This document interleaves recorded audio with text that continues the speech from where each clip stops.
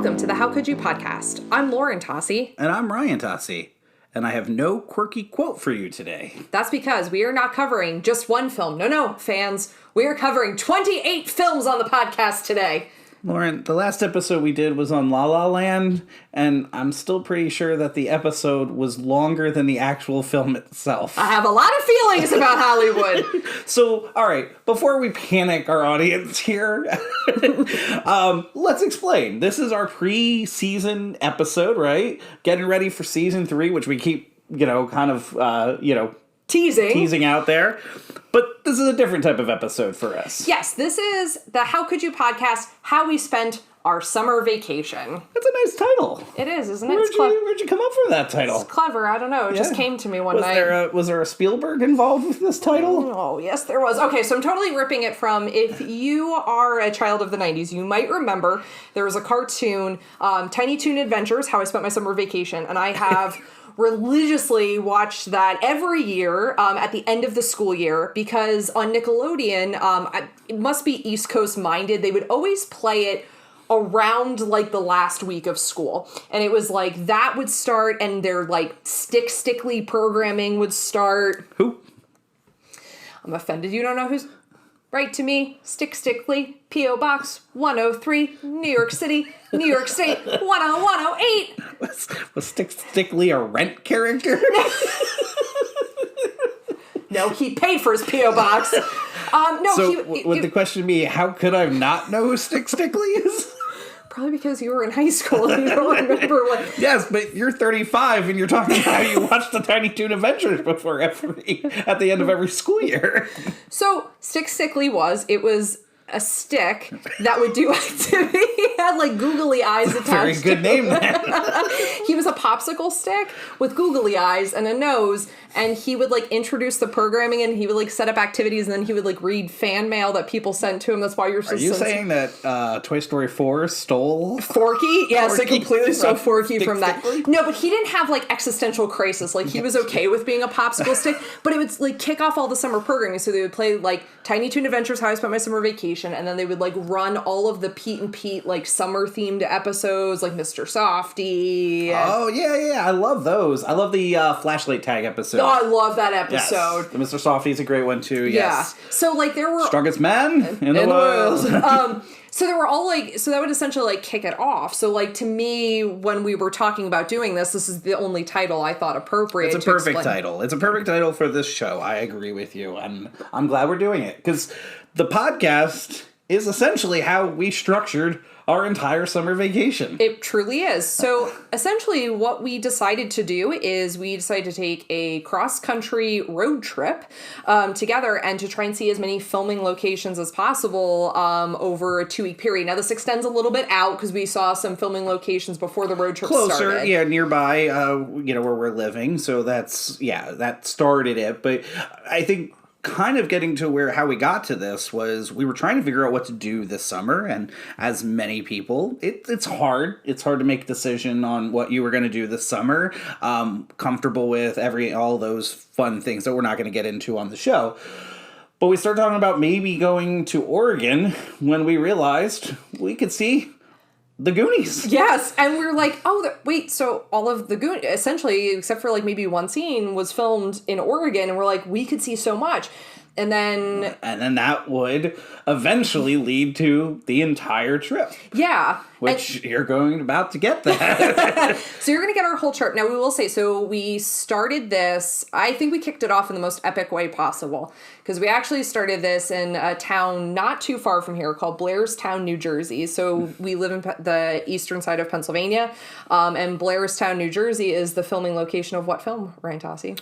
That would be episode 4, 3? I don't know. Episode 4. Episode 4 of the How Could You podcast, the 1980 horror classic Friday the 13th. And if you go to the website, that's actually how they introduce it. Episode 4 of How Could You podcast, famous film. And this was really incredible. This was something that you had researched, you had really wanted to do. We did this on, was that Memorial Day weekend? Official kickoff to yes, summer. Yes, you are correct. Yes, it was Memorial Day weekend, and we were in winter coats because it was freezing and pouring rain. No lie, it was 40 degrees and pouring rain up at Camp Crystal Lake. But it was awesome. It was beautiful. You can see the entire film by walking around that location. Like, it's really incredible, because I think I assumed going into it, oh, it's going to be like a few of the cabins, but we're going to understand that like a lot of it was filmed on sound stages. No, like the entire thing was filmed there. It's really incredible. It was a great experience, and this experience was different than most of our spots on this trip, because it was a tour. Yes. And as you were talking, 80% of the film was filmed at this location. And you had a tour guide and went around. It was a couple of hours. It was amazing. It was very, very cool.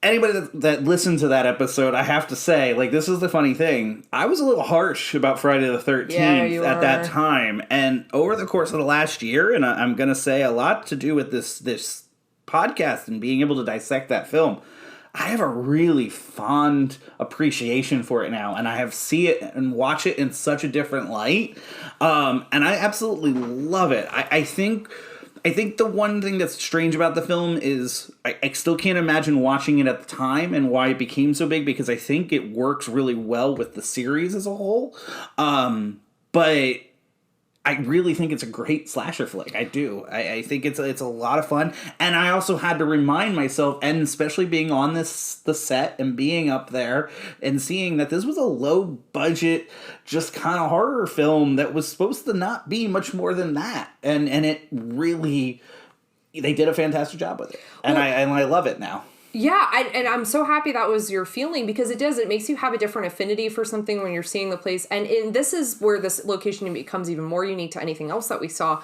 When you're in a space, and you said 80%, the other 20% of the film was filmed in the town that's like right next to it. So it's this really incredible experience. You feel like you're living in the movie for a night. And so I would highly recommend that tour to anyone, even if you are only maybe a casual fan of Friday the 13th. It's great cinematic history in that what certainly that franchise means to people. And then also it's just really cool to like see how much of that camp they utilize. It is still a working camp, so there are very limited times you can go up there, which makes it really interesting. And you'd be shocked by how much of it looks identical to how it looked in the film. Yeah. A couple of things I'll say about the tour with it is they used to do it just as on Friday the 13th. It was this really cool little thing they did. It was a great fundraiser for the camp. And they found that they could actually expand that out. And there was such a calling for it. I mean, even the night we were there, I mean, we had at least a group of, I would say, 100 people. Now, they broke us off, so we were in a much smaller group, but there had to be at least 100 people at the event that we were at. And what was nice, because they broke us off into groups, it didn't feel overwhelming with the amount of people there, which was really cool. And, you know, I will say, for whatever it's worth, it's a pricey ticket. For two people to go, you know, you're paying a cost, so you got to decide whether that's worth it or not. But I will say I felt like we got our money's worth, and I felt like, you know, I didn't come out there feeling cheated by any means. And I also say, if you're a huge fan of the film or the horror genre, take a look at it, because I know in August they're having some of the old actors come back, and they're going to be up there, and I think doing autographs and things like that. So I think it'd be really cool. Well, and honestly too, I think the value of the experience is, like, you can tell, like, the people who are doing this, they're very passionate about the history of the camp and how it was used in the film. And it's just cool. Honestly, I remember thinking and we would be the only people there. Sorry, excuse me, I didn't mean to cough into the mic. I remember Jason gets you. Well, sorry, Mrs. Voorhees. That's how you get killed by Billions too. Yeah. So it was just one of those experiences. I remember thinking, oh, like, nobody's gonna be up there, and it's gonna be like so weird. And, like, you know, the passion that people have for it was really incredible, and they make it a really nice experience. I think they've invested a lot of time into it. It's very, very cool to see. Yeah, and I don't know if we're supposed to talk about it or not. But I will say stick around at the end. Yeah, the end was which made it special, very worth it. Yeah, so, that's all. I think that's all we can say. You're gonna get a unique experience if you like that movie, and definitely some street cred with it. Too. Yeah, yes, movie geek street cred. But so from something that was like so well planned, you had researched so much, and we got to see the entirety. Our next filming location of the summer was Happen Chance. Yeah. So we were in New York City. You had taken me in to go to this like restaurant experience, and we were staying in Tribeca, and we're driving in. You've just gotten out of the Holland Tunnel. It's Friday night rush hour traffic, and you happen to, out of the corner of your eye, see what filming location? That would be the Ghostbusters Firehouse. I honestly am shocked you didn't comedically turn the wheel over. This is one of those locations that I'm just ashamed. How could I never have gone and seen it? How could we never have gone and seen it before? We used to go to New York once a month at least. Yeah. But we just never were up at that part of town and even when we were like in that part of like, so even if we were in Tribeca, it wasn't the thing we were going to. So I think it just kept like, oh yeah, we need to do that at some point. We had that conversation a lot of like, let's just do it at some point. It is a working firehouse. Yeah. So you're not going to get to go on the fire pole like Ray did. This is great. Yeah. So it is a working fire station. When we were coming into town, it actually was like the door was open and there were firefighters outside. We did, it kind of, I think, worked in our favor. We waited till like Sunday morning. The fire station wasn't open yet. So we got to see it just alone. There is stuff marking it on the ground. So if you're concerned, like, well, I know it 100% looks as it did in the film. It looks identical to that. It looks identical to the toy from back in the 80s. Yes. It looks identical to the Lego that was out a couple of years ago. Yes. Yeah, it looks like the Ghostbusters Firehouse. And they have like really cool like paintings like on the pavement. Yeah. So if you're like worried, no, you will 100% notice it. It's a very cool thing. If you're in the city, I highly recommend doing it. It's just special. It feels cool. It makes you feel like a kid again. Yeah, absolutely. I think it's a highlight of the summer. With all the cool places we went to, I loved seeing that. You were giddy. Oh, yeah. It was really fun to see you outside of it. I mean, Ghostbusters is probably the best comedy of all time. So, like, I said it. He's not wrong, but he said it, yeah. But, so that's interesting. So we have these places that are close to us. And the thing is we are not far from a lot of very famous filming locations. Some stuff that we've seen, some stuff that we haven't. And the really cool thing about pretty much every state, you have filming locations. Somewhere in your state, you have a filming location. And probably several at that. And what's cool about seeing these places is it takes you back into the film, especially if it's something like Ghostbusters. It reminds you of, like, how much you love that film. Not that you need to be reminded of that. You feel that on the regular. Right. But it's like, it does something to reinvigorate it when you're seeing it in front of you because it makes you feel like you're a part of that history.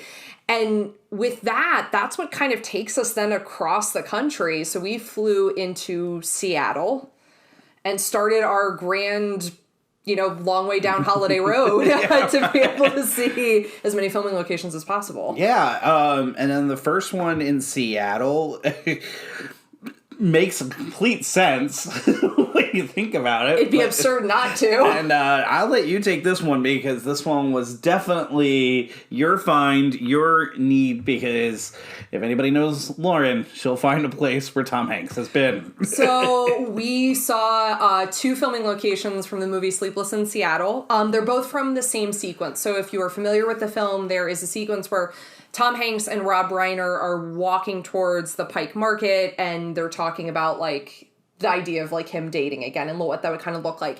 And when they're walking down what looks to be, like, a pretty steep street, you're going to see they pass under a sign that says Inn at the Market. That was actually the hotel we were staying at. That is a hotel. And then they go into the market, and they eat at a restaurant called the Athenian Restaurant. It's a seafood spot. It's right on the water. But they sit at, like, essentially it almost looks like a diner counter. Yeah. Yeah, absolutely. Yeah, but what's interesting about it is that's not really the vibe of the restaurant. The restaurant looks like a very traditional, like, seaside seafood place. That's what it looks like. And the cool thing is, so when you go into it, they have little plaques. This is Tom Hanks sat here, Rob Reiner sat here. So, and they have a big poster from Sleepless in Seattle as soon as you walk in. It's funny to see, as we've been doing this, which places embrace it and which don't. And we'll talk about that as we go a lot. Because one thing we didn't talk about Friday the 13th is we actually got to see the diner as well. Oh my gosh, I completely forgot. So we went in, had lunch there before we went to, and, and they had a bunch of stuff and, a lot of, I kept laughing because there was a lot of stuff referencing Jason, but you're like, but you're not Jason's not in your movie, but, so they kind of said, and then it was neat going into this place because, they definitely, I've never seen anything with a plaque like that. It was like, we have a picture of you with a plaque that says Tom Hanks sat here. And I was like, oh man, as giddy as he was at Ghostbusters, and I love Ghostbusters deeply, this, I was like freaking out. I was like, because this is the famous, again, if you know the film, it's the tiramisu scene. Tiramisu, what is it? You'll love it. Like, it's just like such a great moment. Now, Lauren, were you supposed to be sitting there? I don't think I was supposed to be sitting there. The host just walked away, and Lauren was like, well, I'm not going to eat here. Let's just get the pictures quick, and we're snapping the pictures as quickly as possible. Well, because you were really nice, and you're like, no, well, because we had been making our way around the market and, like, kind of having little bites from everywhere, and he's like, well, we'll eat here. And I'm like, no, and so this is the other thing. So I was disappointed. The Athenian restaurant was not supposed to be open the day that we were there. They are open Wednesday through Sunday, and that is it. So they were not supposed to be open. We were there on a Monday. We think because it was a holiday Monday, because this was on July 5th, that they were open. Because there were also things that were supposed to close earlier at Pike Market that didn't. So I think we lucked out in that regards. But yeah, I definitely, I took my shot. I was like, I'm going to sit where Tom Hanks sat. It was really, I don't know, it just felt special. It was a really cool thing to get to do, like, right off the bat, because that felt like a big one. And I didn't even think we were going to get to see it. So the fact that we not only got to see it, but there was a plaque and they were kind of embracing that, I thought was pretty cool. Yeah, absolutely. Very cool. And then from there, so in Seattle, so we didn't have a lot of time in Seattle. We went, of course, by the iconic Space Needle, which was featured in, it's been featured in anything essentially that is filmed in Seattle. Right. They show a shot of it. It features very prominently in the Elvis Presley movie. It happened at the World's Fair because the World's Fair is happening at the Space Needle. It also features in the film Chronicle.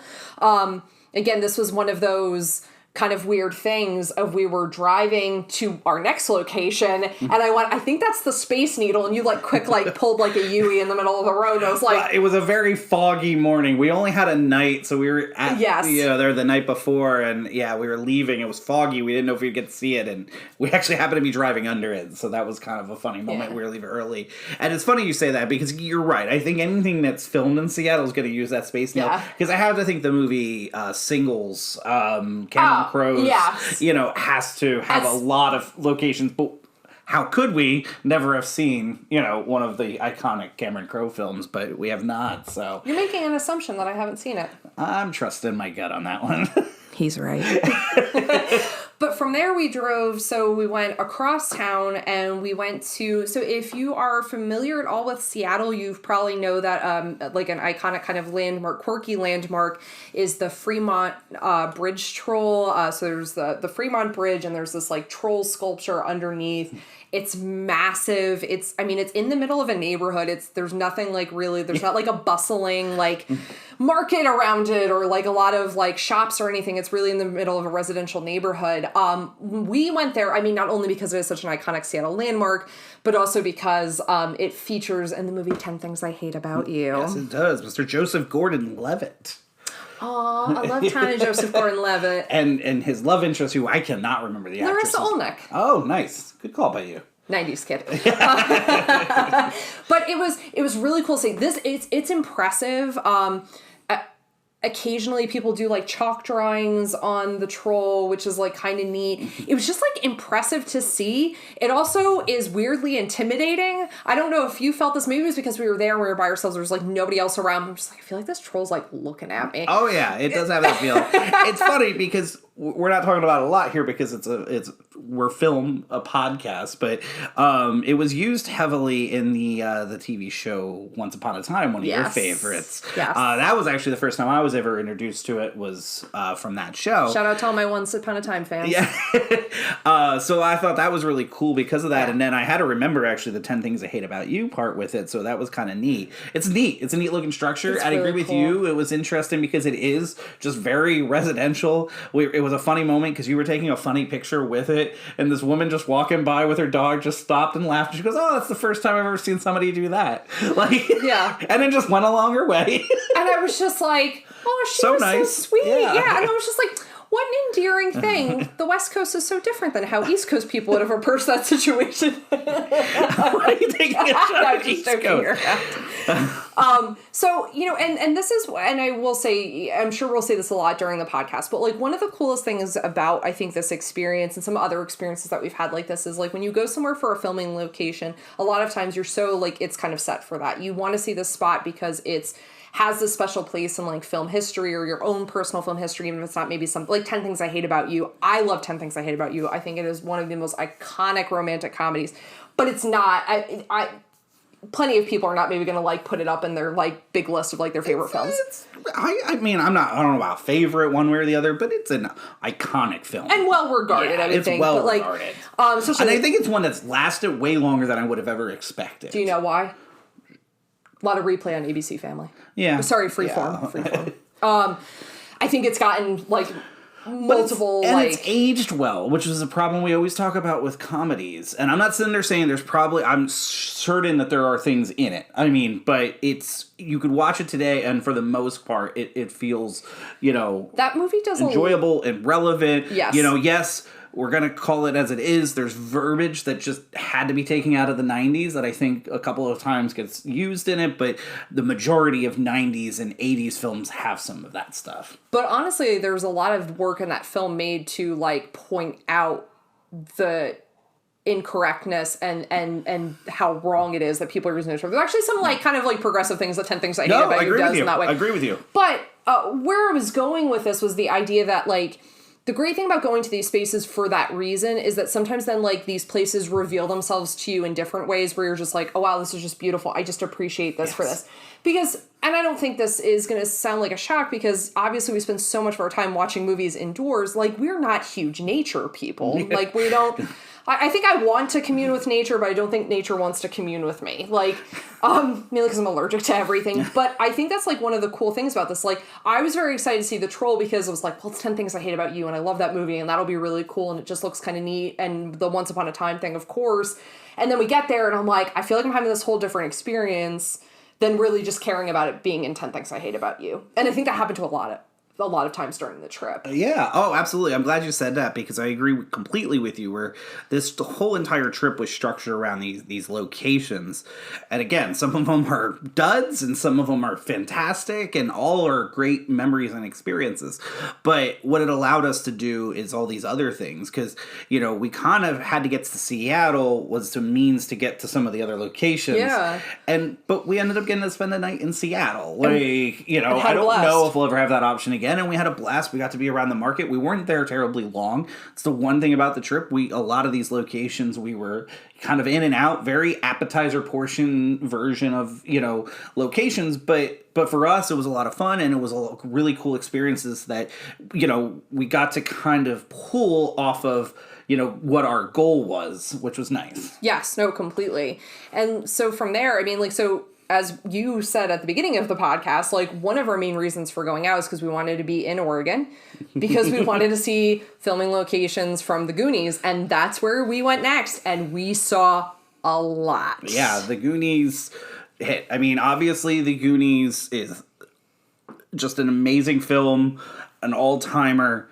But obviously, for this podcast, for the two of us, it is going to hold a very special place in our heart, being our very first episode, being the whole reason we started the show. So for a long time, if not forever, that film will always hold a special place in our heart. So now to have the opportunity to even go and see these locations right off the bat, I'll just say, is just, just amazing and something I'm completely thankful for. No, well said. I completely agree with you because it's like, we can talk about like, oh, sometimes like these films like ring a little different once you've seen these places. But for this one, it's like, yeah, I mean, if a group of like 20 grown people don't record scratch, look like they want to kill me because I've not seen the Goonies, this podcast doesn't start. It does beg the question, how could you not have seen the Goonies? Right, we handled that on episode 1.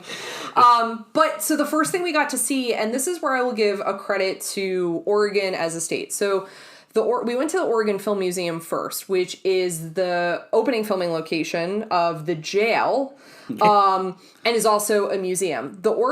In Oregon, something else also exists. So Oregon as a state has really embraced the fact that so many movies have been filmed there, and that Oregon has had to double for so many other places. If you go to Oregon, or if you've been to Oregon, you know, like, the mountainous regions, the rugged coastline, it can look like a lot of different places. And because of that, it's been featured in so many films, or so many films have been made there. So the Oregon Film Commission created something called the Oregon Film Trail. So if you live in a town that's historic and you see those like little blue markers that tell you like the Marquis de Lafayette stayed here. Lafayette? Sorry, I can't resist the Hamilton. If you see things like that, the Oregon Film Commission has done that, but has made an Oregon Film Trail. So when you go to these locations, there are markers to explain this was a filming location for this. And it was not only a really cool thing to have happen, because we're like, essentially someone made a historic trail for nerds like us. Yes. Like, yeah, it really did, yeah. and so the Oregon Film Museum has been really prominent with that and has really like embraced. Now, I think probably the most famous movie to be made in Oregon, arguably you could say, is The Goonies. But it is in a very, very prestigious list of films. Locations that we didn't even make it to on this trip that I would love to go back to. But I have all the credit to the Oregon Film Commission and the Film Trail and the Film Museum for really, really embracing people exploring Oregon because of film. It's such a cool thing to embrace. Yeah, and they really gave a great job mapping it out, which is fantastic. Yeah, a lot of resources, and it starts at the Film Museum. So we went, the Film Museum's small. It's a great filming location that they turn into a museum, and it just works. It's tiny. It's small, but it packs a lot. Like, so when you go in, so the original jail cell is there. I do like, though, so we got stuck in a line. Oh, yeah. And so we decided we wanted to get a quick, because we had to wait, because again, it's tiny, so they're only allowing, I think, 2 groups in at a time. Yeah. And we had to wait in line for a little bit. We get close to it, and we decide we're going to get a picture, selfie style in front of it. So we go to take it, and somebody very nicely says, "Oh, can I take that picture for you?" Of course. Yes, please do. That sounds fantastic. We get this really great picture. And you'll probably talk about pictures later in this show and explain how our audience is going to get to see those. But the funny part was we got off and the lady says, "Well, can I actually ask it for in return?" And proceeds to bring about 40 people into a picture we assumed were many groups, but instead was just one giant family who was completely road tripping up the West Coast to all these locations. It was hilarious. And you trying to fit on a camera phone the prison and all 40 people, including about 10 to 15 kids, ranging from all ages. I think they were outnumbered by kids. Yeah. Listen, we're hyperbolic a lot on the show. This is not an exaggeration. There were 40 people in that photo. And it was just like, I felt like there were kids just like, because at one point the kids were, so they have like a car set up that's supposed to be like the Fratelli's car. It's like a prop replica, but it has like bullet holes. Was it prop replica? I never was able to find out. It was a prop replica, okay, yeah. All right, yeah. And they're like climbing on the car. I mean, it looked, there were so many kids. It was fantastic. They were very nice. And they were the nicest people. Yeah, it was a lot of people. So incredibly nice. And then like we got talking to them. They were like, yeah, we're actually, because they were from Sonoma County and they were driving up the coast. Yeah, they were going to be heading up to Washington after that and everything. Yeah. And I just wanted to see the fleet of vehicles that were bringing all of these people. And they, again, like the nicest people, but it was just like this incredible thing. And it wasn't their first time at the museum, which was my favorite part. And the best, I have to say, my favorite was there was a gift shop. Great gift shop, great Goonies stuff you wouldn't get normally. They're selling replicas of the David statue. And the mom you have to understand that this store was tiny. So there's this mom, she yells to her kids, "Ask Dad if he wants a replica David statue." To which his response was, "No, I already have one." And then followed up with, so then he popped in and he's like, "It's in my office." I had to make it a thing. Yes, that's right. He did have to make a thing for it. Oh my God. Yeah, it was just great. It was, yeah. I think that the family won the museum. Oh, they did. The family won the museum. But I did get a little nervous because you and I were in, and then you could hear the family coming in. Once they let them in, I'm like, get all the last pictures we can, because they're going to swarm this place. Because there's 40 of them, but they they only let a few in at a time. It was just, I don't know, it was such a cool experience, and it was cool seeing other people be so passionate about being there, so much so you're in there a second time. And I understand why. There's really cool stuff in there. They have a lot of the original props from the Goonies. They have the original David statue, the mailbox, the key. There were tons of items in there that I think any Goonies fan would want to see in person. And then they do a really nice job honoring other films that were filmed in Oregon and like kind of a preview of things you could maybe see on the trail. So there's really cool stuff. Also, really friendly employees. Like, it was just an all-around great experience. Yeah, and that's a great location to go. When you look at that scene when you're watching the film, it looks like that prison's so much bigger, the spaces, and you're like, no, you're kind of crammed in there. Like, even the space outside, the building is kind of crammed up against another building and stuff. So we got to see, inside the whole, we got to see the cell, and we got to see the outside, so which was very, And then next to it is the Flavel House, which is what it's called in real life, but what it is the museum where the dad works. We can see him hoisting the flag and the bike riding sequence, like from And that's when we found out that in Oregon, you can't be near a crosswalk because if you're even within a foot of a crosswalk, everybody will stop and nobody can move, even though you're taking a picture and not planning to walk across the street. And then you nicely, in the nicest way possible, get yelled at that you need to not be near the crosswalk. Yeah. Oregon yelling is like East Coast hellos. Like, it is. She was so nice about it, but it literally was like something out of a movie. They all like stopped and we're like, we're just taking a picture. We're not even in the crosswalk. But so the cool thing that led to this, and I know you're very excited about this. I am. And can I say one thing to this before you get to this part? Because I think this is important from all of the locations. So I don't know how many people will follow us in doing something like this, or even if you go to see one location. I will say, always know what the situation is where you're going.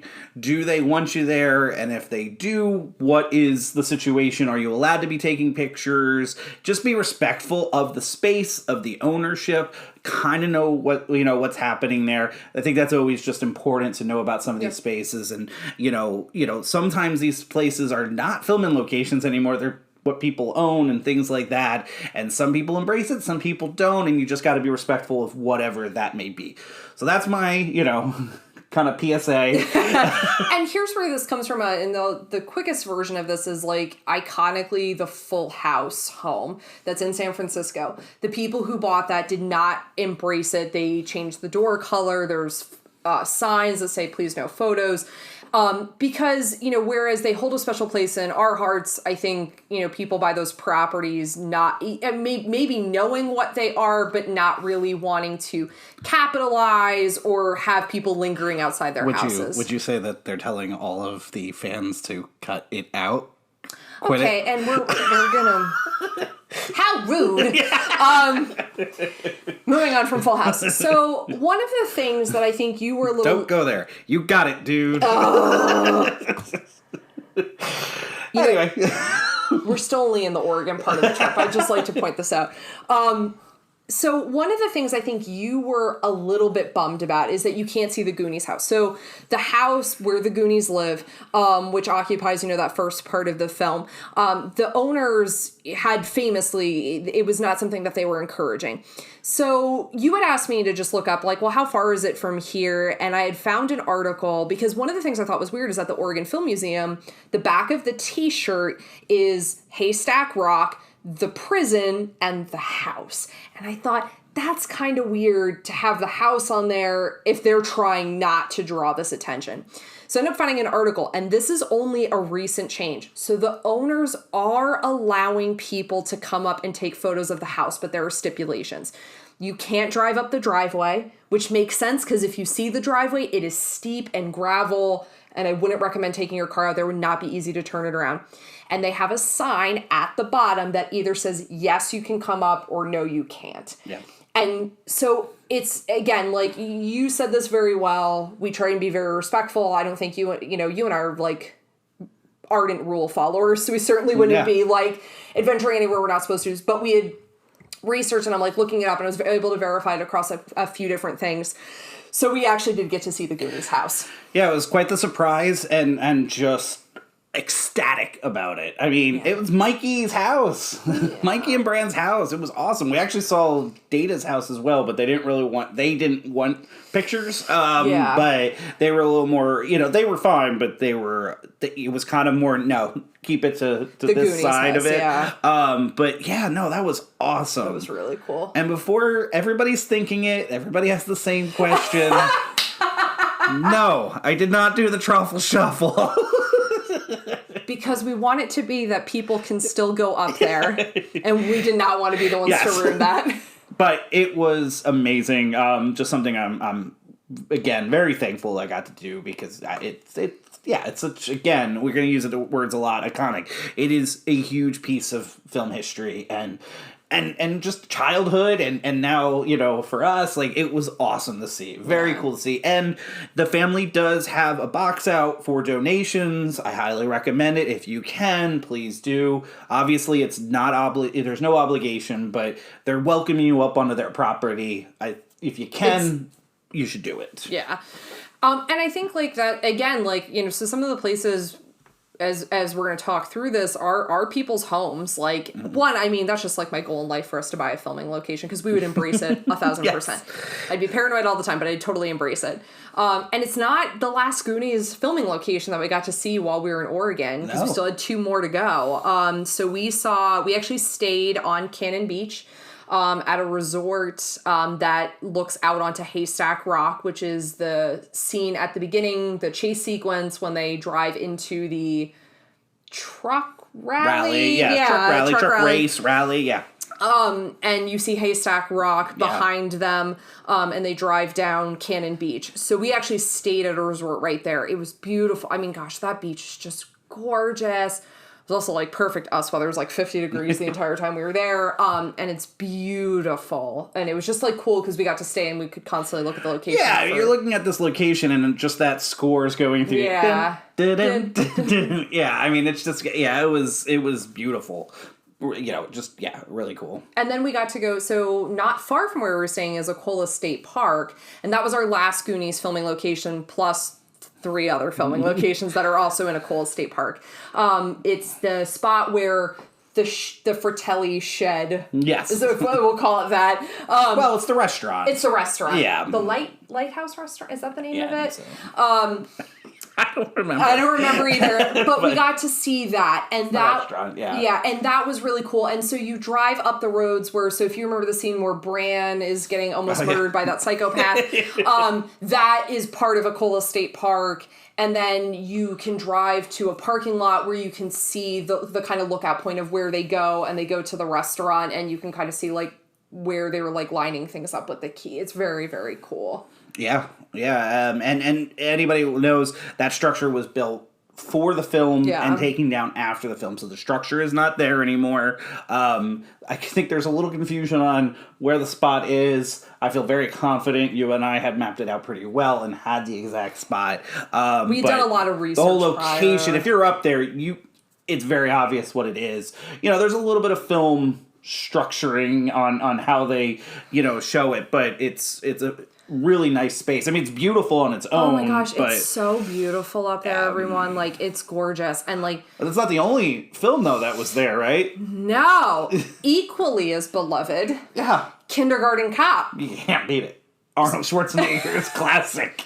So if you didn't know this, Kindergarten Cop was filmed in Oregon. I didn't know that until we were there. There's a sign, you can see it. The fair, the school fair, like at the end of, or towards the end of the film, the parking lot that is actually next to the spot we were just talking about from the Goonies, that is where that takes place. So just think about that.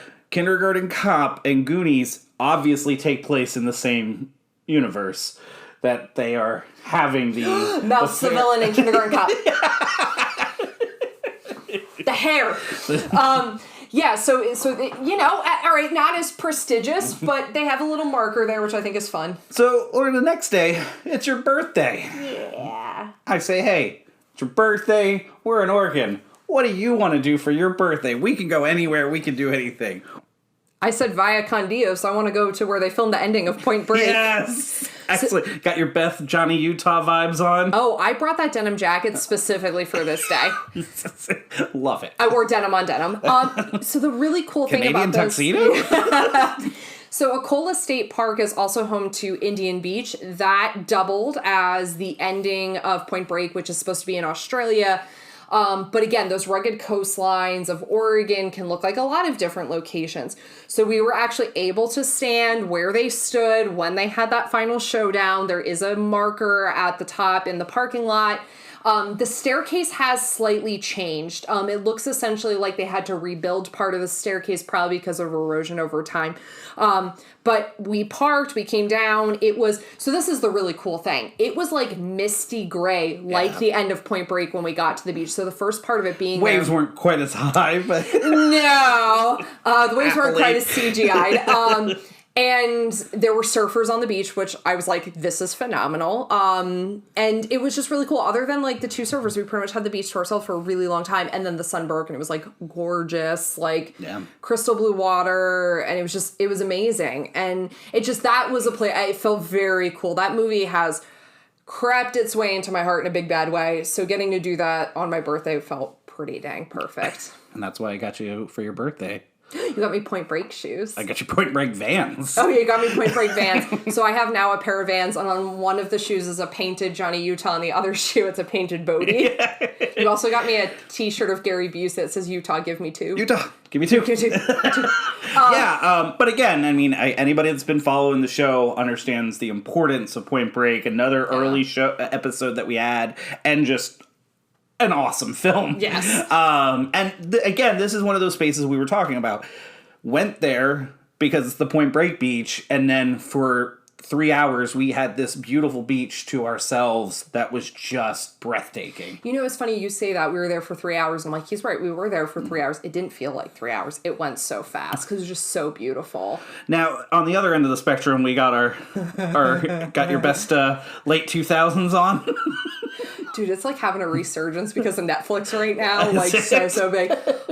We happened to be, because it happened to be the same beach. It was the same beach. We went to, in the first Twilight film, La Push, it's La Push, was actually a beach in Oregon. Everything after that for La Push, every other film was filmed in every other scene at La Push was filmed in Washington. But for whatever reason, the first scene on La Push was filmed on Indian Beach. So, Catherine Hardwicke's just like, no, we're going to Oregon for this. But Catherine, everything else is in Washington. I want to go to Oregon. She was like a big Point Break fan. Who knows? Well, that's fair. You know, like, good for her. So, you acted like a werewolf on the beach. Thank you for pointing that out. If you think I'm not posting that picture, you are sorely mistaken. Because what do you expect? You made me go to literally a 5-movie marathon of this at the theater when the last film came out. Are there no secrets that we keep in this marriage? Wow. You just... Wow. Well, after that, so this whole experience in this section of Oregon was just otherworldly. It was beautiful. It was incredible. There's no way to pick favorites, but like even just like reminiscing about it, I'd be hard pressed to say that Point Break probably wasn't my favorite spot that we saw. And then we started making our way inland. Can I go Mikey's house? You can go Mikey's house. Right, of course you can go Mikey's. Everybody knows Mikey's house is your favorite. We went inland and we went to Bend, Oregon, which is the place of the last blockbuster that exists. Yeah, that was a funny one because we probably would have talked about it anyway. But it is a filming location. A whole documentary about it. There's a great documentary on Hulu. Yes, now, I think it is. I think it's on Hulu. You should be able to find it. You might have to rent it. I'm not sure, but I thought it was on Netflix. It could be. I'm not sure. Yeah. Look for it on any of your streaming services. But yes. Anybody that doesn't know the story, there is one blockbuster that still exists in Bend, Oregon, and it is exactly like a Blockbuster. They have not changed it. They're still using the old computer system, and they talk about it like they have to keep finding parts to keep that going so they can keep the database. And if you're thinking to yourself, well, yeah, of course it's a Blockbuster. I don't know what I expected, but I was like, oh, it's like literally just a Blockbuster. But it felt glorious. But yeah, you go in, still rent movies and everything. So it was neat. We talk about it. I mean, there's a nostalgia for, I don't know if we knew how much fun we had with it back in the day of going into video rental stores, but when you think back on it, how much time we spent there and how much fun we had going in there and trying to find a movie, and it was great. I'll never forget, because when we lived in Kutztown, we had like a little video rental store. It was in walking distance from our apartment, and it was on Tuesdays. It was buy one, get one. So Tuesday nights, you and I would go down and we would get 2 movies, and we would spend so much time. And because especially like if you remember from a video rental store, if you're going once a week, like you start getting to the slim pickings section of the video rental stores, like, but we had such a fondness for doing that. And listen, I'm not like saying like down with the streaming. It's not that, but it was just that nostalgia. I love though that at one point Blockbuster was, the corporate enemy, right? And now it turned into like they're killing the mom and pop shop, and now it's like, no, please hold on to the last Blockbuster. Yeah. But it's cool. The people in there are really friendly, and the other patrons who are in there are equally excited just to be having this experience. It's near it's near like the Three Sisters like mountain range, so like essentially there are a lot of these really cute like mountain towns all like situated around Bend, and you can tell there are a lot of resorts in that area. I mean, if I was staying in a resort near there, I'd be renting a movie every night from Blockbuster. Like, it was just such a cool experience. It was a lot of fun. Yeah, it was a blast. Then we headed up north again to Oregon. Yeah, so we stayed in Cascade Locks in the Columbia River Gorge to see a very iconic filming location from the movie Wild, Reese Witherspoon. And that location is called the Bridge of the Gods. Yeah, so spoiler alert. Yeah. It's a big part of the movie, late in the movie. But it's an iconic location without being a film location. The film Wild, very inspirational. Highly recommend it to anybody. It's going to make you, just trying to find your meaning in life again type film, which always speaks to me. I think they do to you. Yeah, most people, they do. It's going to have an emotional effect. Reese Witherspoon's fantastic in it. Great movie. Pivotal part of the film towards the end. And yeah, just very cool thing, because it is, and if you want to explain what it, Of course, yeah. So it's a really important milestone for people who are hiking the Pacific Crest Trail to walk across this bridge, because it is the bridge that connects Washington and Oregon. So when you walk across the bridge, you then arrive in Washington. It's also the lowest point, as high up as the bridge seems. It's actually the lowest point of elevation when you on the Pacific Crest Trail when you walk across that bridge. It's incredible. It's awe-inspiring. And, if you're thinking like, oh, it's a bridge. Like, yes, of course. But like, I don't know, there's just something about it. There's something about the landscape around it. We did actually get to see someone who was coming off the Pacific Crest Trail and walking across. And it's crazy because traffic's going on it. There's no lane for walkers. There's no pedestrian lane. An open graded bridge, so I'm like, wow, that's quite an experience. Yeah, but nerves of steel. Very cool. I needed you to say it because I keep calling it the PCP. He has said this, so he was like, yeah, we got to see the PCP, and I'm like, you're going to have to stop saying that to people. So if anybody still wants to get on me about Tommy, just understand, I do that in just daily life on everything. But it was really cool to see. I know that location meant a lot to you. I know the book Wild means a lot to you, and then, of course, the subsequent film. Like, honestly, it's a really just beautiful, it's a beautiful town. It's very sweet. Everyone there was very kind. The bridge is just incredibly impressive. The gorge itself is just impressive. It's such a beautiful, tiny small town, and can't recommend. It's not far from a place called Multnomah Falls. It just really, honestly, makes you feel like you're reconnecting with nature. It was beautiful. Yeah, amazing location. All the props to everybody that walks that and that pivotal moment in your journey, I think, is amazing. And then I'm glad we got it, because it's just a huge landmark and just an amazing film. Yeah. So from there, and what makes this really interesting is, as much as we talk about the Goonies as being like such an important like milestone of like why we wanted to do this trip, this next location was originally supposed to be a week stay. Because we're going to do the Goonie stuff and then we're going to stay at this spot for a week because it's so iconic. We're like, we have to stay here as long as possible. I would argue to say it for both of us would be very high up in our favorite movies. It is such an amazing and epic and ominous space that is the Timberline Lodge, which was used as the exterior filming location for the movie The Shining. It doubles as the Overlook Hotel. It is impressive. And you have to understand, so all of the places at this point in the podcast, all of the states we are in, we had never been to. And until, honestly, we hit Chicago on this trip, this was all brand new.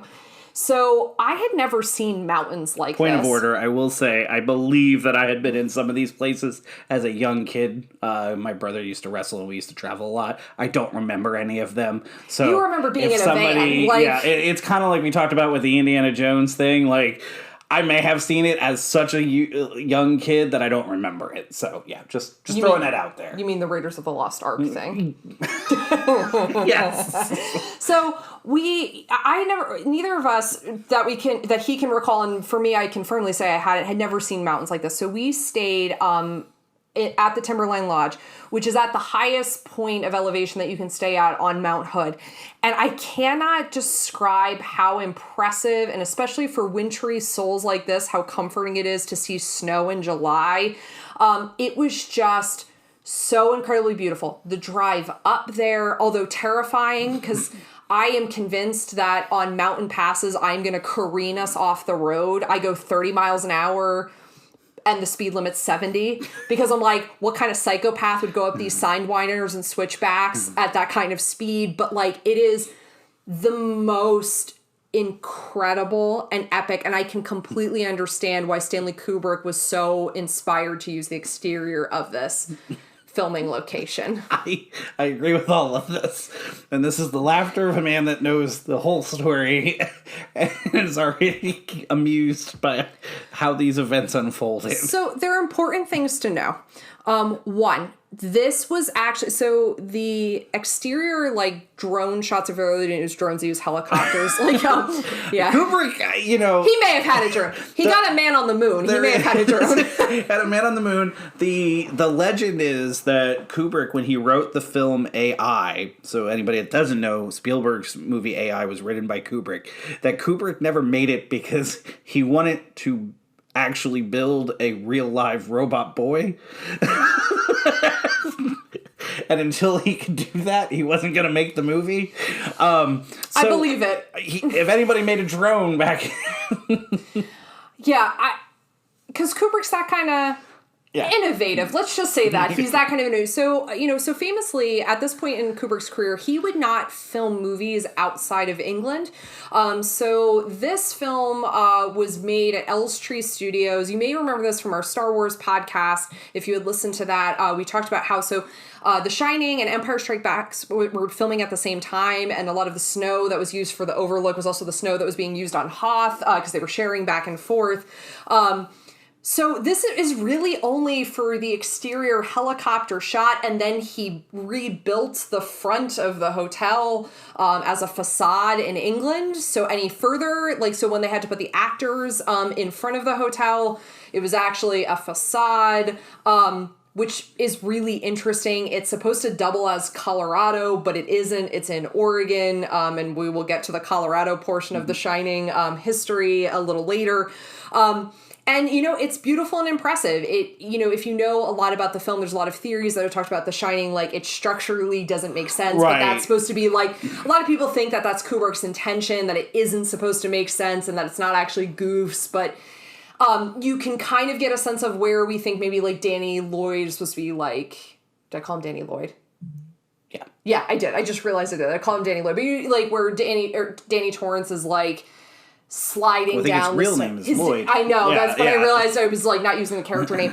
It was sliding out, and you can kind of see where, you know, the hedge maze is supposed to be. There's interesting stuff like that. Probably the most remarkable thing, though, is how I think we both got heat exhaustion from staying at the Timberline Lodge. The lodge was built in the 1930s.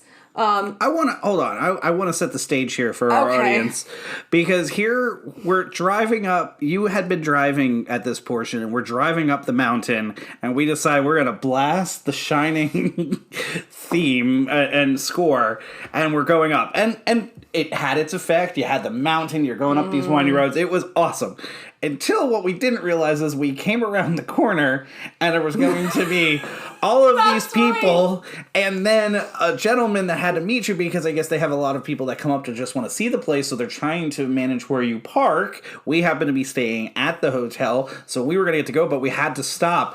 And what happened was I couldn't get the music to stop, and here we are. I forgot about that. Me wearing a Shining rug shirt, and we're blasting the... Yeah, and like it's if you know the score, it's like just ominous tones, and that's like essentially what we're blaring is we're like, and the other part of this, because I was driving so slow, it gave us like an estimated time of when we were supposed to be there, but because I was driving so slow up this mountain pass, it ended up taking much longer, so he just kept playing the score over and over, and not like switching to a different song, just that one, the opening theme, which I think is called Rocky Mountain. And you just kept playing it over and over and over again. So it was a psychotic way to enter the hotel. But like what was really cool, so the Timberline Lodge does not like super, super embrace the shiny thing because it's a working active ski lodge. Like there were people who were there skiing in summer when we were there, which is really cool to see. You know, there's people hiking Mount Hood. It's a really neat environment. But you can tell it's not like something they like super, super advertise, but when he went to the desk in his Overlook Hotel, like patterned shirt, they like really geeked out. But it was really hilarious because the guy behind the desk just picks up an axe and is like, if you want to take pictures with us later, you can.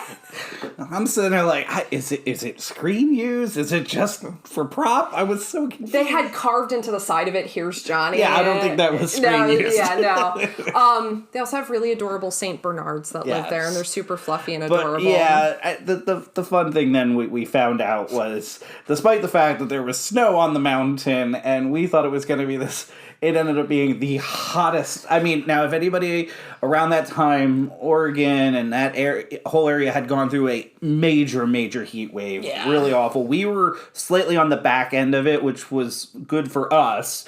But what happened was it was still hot, and there's no air condition at these places. Yeah. What's the famous... Air conditioned by Mountain Breeze. Yeah, well, there was no Mountain Breeze. This was the hottest place ever. It was so noisy throughout because it's this old. It looks like an old ski lodge. It does, and if you want to feel like you're back in time, it like feels like a 1930s ski lodge. And here's the thing: it's beautiful, y'all. Like I can't deny that. Like it's beautiful. It's an We had the most resplendent view of Mount Hood from our room. We couldn't appreciate it because we were both like overheating. But, like, at the same time, I'm so glad we did this. Like, it was great. I mean, seeing the outside alone was worth the trip. You know, again, I talk about Kubrick 1,000 times on this show. My all-time favorite director. He's just a genius. The Shining, maybe his best work. You know, they're all so good, so it's so hard to argue on it. So just to get to see a piece of that film, you know, history and that piece of that film in person, and then see the inspiration for the Overlook is just phenomenal. Phenomenal. And honestly, like it's if you're doing this and you're a horror fan or you love The Shining, you have to see it because it looks, and again, like credit to them, they have really kept it authentic to its original build. So I mean, it looks like it. Minus no hedge maze. Our tip is, if you're going for The Shining and The Shining alone, go up and just see it. Oh, have dinner at their restaurant. Have dinner was at great. their restaurant. Drink, we had a nice couple drinks up there. Yeah. That was all really good. But I would say if you're going up, I mean, there's a lot of great things for biking and hiking and skiing, depending on what time of year you're going. If you're doing that stuff, stay there. But if you're going just for The Shining stuff, you don't need to be there more than a couple of hours, get some great pictures, and then go back down the mountain. And I will say, unequivocally, the hotel staff really embraces people who are there for The Shining, because the amount of incredibly friendly responses you got from hotel staff because of your shirt. Yeah, and it was funny really because I expected to. I wasn't sure if I was going to be that guy. Don't be that guy. Yeah, but they like really embraced it. Yeah. It was actually very sweet. Like people were like, "Oh, it's like a really cool shirt." Like and like so. It's just nice when people are kind of embracing it. So from there, a little less. So we can both agree that we're really happy we didn't stay there a week since we barely stayed the night. 1,000%. 1,000 might be the temperature. Oh yeah, it felt really warm in there. So from there we went to Salt Lake City, Utah, which does not have as illustrious horror, history, but it does have stuff to see.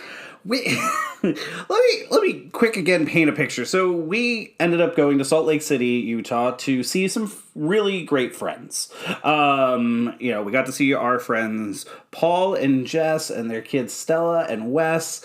They live on the west. They had been living on the West Coast. They had just recently moved to Salt Lake City. We were excited to go see them. Not big horror movie fans. Yeah, they're not. We are. They're not. We had 2 days to see them. They were so game and said, "Hey, what do you want to do?" So obviously, what's the one thing you're in Salt Lake City, Utah for 2 days? What's the one thing you tell your friends you want to do? Go see the filming locations for Halloween 4. I have to pause on this. Salt Lake City is beautiful. Utah has like 5 national parks.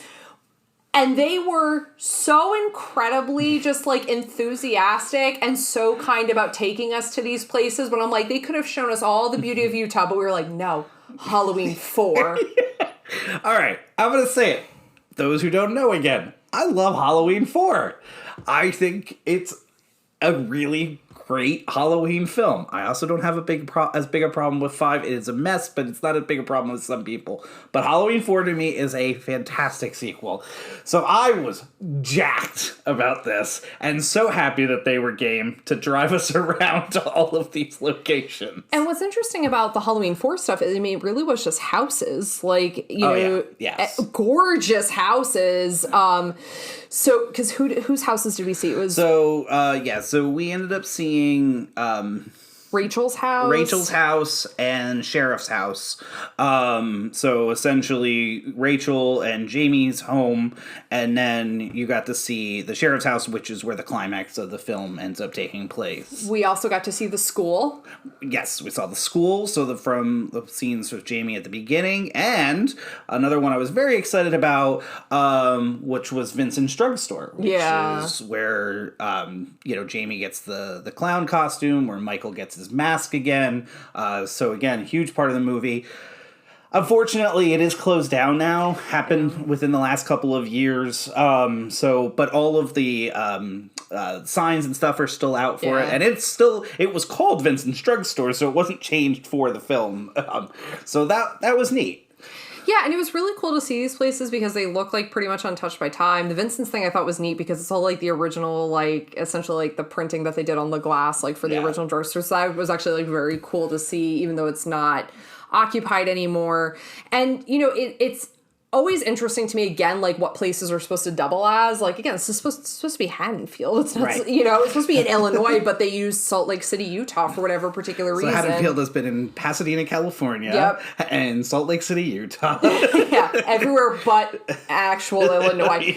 But like it was really beautiful to see these places, and again, can't thank our friends enough for being so game to go to these spots. Those weren't the only spots. No. So I happened to have a conversation with my brother Dan before we left, and I was telling him the place we were going. He's like, "Well, where are you going in Salt Lake City?" And he knew we were visiting friends. I was like, "Well, I was like Halloween 4," and he's like, Lauren, he's like, "I think something else was filmed." He's like, "I think The Sandlot was filmed there." So then my brother quick went on his face. He's like, "Yeah, Lauren, The Sandlot was filmed." So props to him for knowing that, just for the record. Just pulled this out of air. I was like, "How do you know that?" But cool. So he told me this, and then I started doing a little more research, like, when I got home that day, because I was like, oh, wow, this is really cool, like, we can see, and everything from The Sandlot was filmed in and around Salt Lake City and Ogden, Utah. So, the pool, the house, all of that stuff is still there. But Ogden was a little bit of a drive. So we settled on the fact we were just going to see the actual Sandlot, because the actual Sandlot is still there. And maybe 10 or 15 years ago, they had an anniversary screening, and they screened it at the actual Sandlot, and there's some discrepancy of which it is, but we found the actual Sandlot thanks to Dan letting us know that's where it was filmed. And it's the Sandlot, y'all. Yeah, it's the Sandlot. We talked about this at the beginning of the show. Some of these locations were amazing and will stick with us forever. This one will, but kind of landed with a little bit of a dud.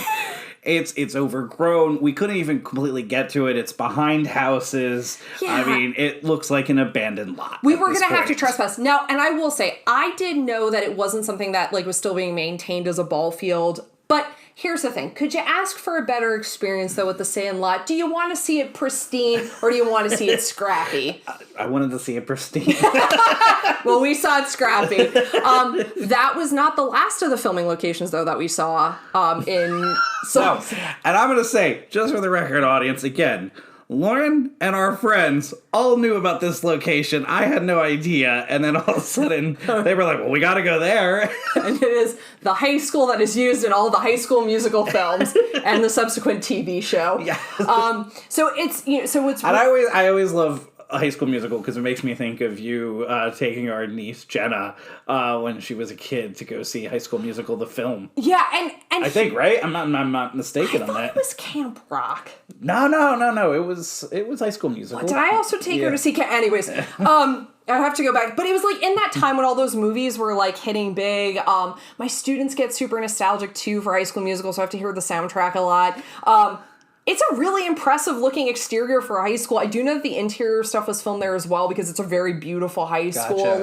But it was fun to see. Impressive school. Yeah, I danced outside of it. So it was a really interesting mixture of genre and time period for our Salt Lake City filming locations. I liked it. It was cool. I enjoyed myself. Like getting to see places that necessarily weren't on our list or necessarily even films that would have been high on our list to see because, I mean, again, we talk about it all the time. All art is good art. Yeah. More or less. More or less. And it's cool. I mean, again, we're geeks for film no matter what it is. Even if it's not necessarily our cup of tea, we're still excited for it. So I was glad to get to see it. I have no qualms about that. The best part, though, was there was a family that rolled up while we were still there, and one of their kids got out of the car and was, properly losing their mind with excitement. And it was really cool to see, because you're like, this kid has probably grown up, watching High School Musical and is obsessed, so it had to be such a cool moment for them to get to have that. He seemed very excited. That was fun. And then so from there we left and we drove to Colorado. Yeah.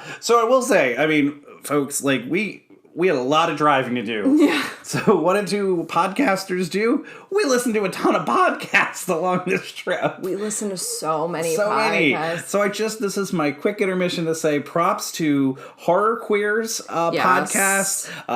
If you like horror movie, it finds the LGBTQ plus themes out of a lot of different horror and talks about that. Just a phenomenal podcast. Love it. Really highly recommend it. Their analysis is amazing. Yeah, they do great job. And then also The Ringer has been a huge influence for me, I know, as part of this, so that's a huge one. And then... specifically, we were listening to a lot of the rewatchables. Yeah, rewatchables, definitely. Yes, thank you. That's probably the better way. And then the other podcast was Nightmare on Fear Street. So a lot of horror in this trip. But again, another really, really good podcast that we got to hear. So just kind of a fun thing on, we even got to listen to our own podcast that had dropped while we were on this trip. Because it was 2 hours long, and we thought, we'll listen to ourselves for that long. You all do. Had to make sure it was okay. And then we named all characters properly. And I will say this, because that was a fear, because we didn't have the normal editing process. We didn't have any of that. We couldn't proof anything. So you had said, we need to listen to it at some point because we put it out there and we have no way, we don't have our computer with us to be able to do any editing, so we need to make sure it is okay. So we did that. But yeah, podcast kept us very, very happy and gave us good company company on the road trip. Very good company. And so we get to Colorado, and we stayed in Boulder, Colorado. And so I'm going to be very honest. The entire reason I wanted to go to Boulder, Colorado was because of this filming location, because when I had seen this movie, I thought to myself, I want to go there. That looks so lovely.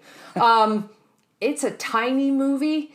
Probably no one listening is going to know, but it's a movie called Catch and Release, starring Jennifer Garner, Kevin Smith, and Timothy Olyphant.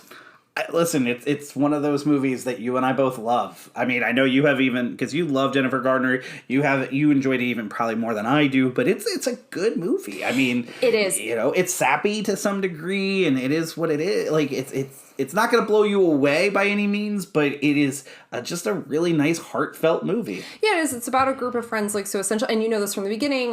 Tragedy kind of strikes, and Jennifer Garner's character loses her fiance in an accident, and that's what starts the film. And it's about people kind of coming together and like how, and you know, unfortunately, she maybe did not know everything about him before he passed on, and it's a really great story of like dealing with loss. There's a lot of humor in it.